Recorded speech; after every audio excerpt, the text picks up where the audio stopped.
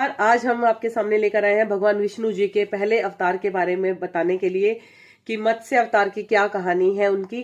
भगवान विष्णु ने मनुष्य सत्यव्रत की सहायता के लिए सृष्टि को जल प्रलय से बचाने के लिए मत्स्य अवतार लिया था।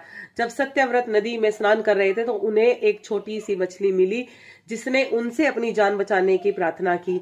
अब राजा ने मछली को कमंडल में रख लिया और रात भर जैसे लेके गए वो उनके साथ में, तो रात भर में ही वो बड़ी हो गई और फिर वो उनसे कहने लगी कि ये स्थान मेरे रहने के लिए बहुत ही ज्यादा छोटा है, मेरे लिए कुछ और प्रबंधन करो। अब उन्होंने क्या करा कि उसको सरोवर में रखा। अब सरोवर भी छोटा हो गया।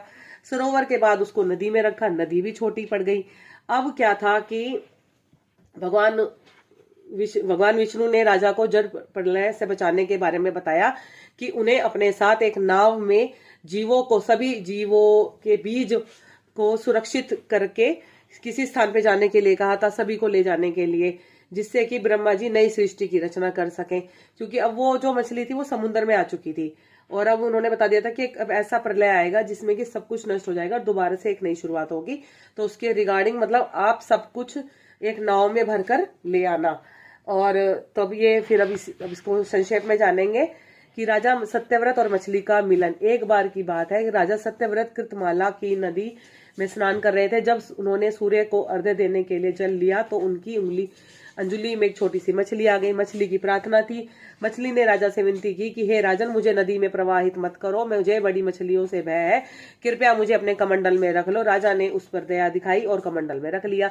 अब मछली का बढ़ना, रात भर में मछली इतनी बड़ी हो गई कि कमंडल भी उसके लिए छोटा पड़ गया। फिर उसे मटके में रखा, फिर सरोवर में रखा, फिर अत्यंत विशाल समुद्र में छोड़ दिया गया, लेकिन मछली हर बार बड़ी होती गई। अब विष्णु जी का आगमन कैसे हुआ कि जब मछली जी का आकार छोटे समुद्र से भी बड़ा हो गया, तब राजा ने विनम्रता से पूछा कि आप कौन है, आप साधारण मछली तो नहीं है, आप कृपया करके बताएं। तब मछली रूपी भगवान विष्णु ने राजा को दर्शन दिया और बताया कि उन्होंने मत्स्य अवतार लिया है।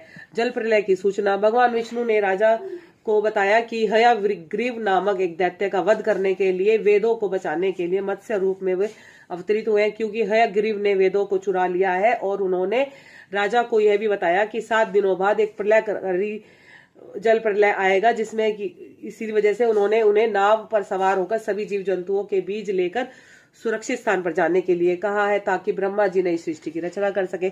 अब सृष्टि की रचना हुई ऐसे है कि राजा सत्यव्रत ने भगवान की आज्ञा का पालन किया।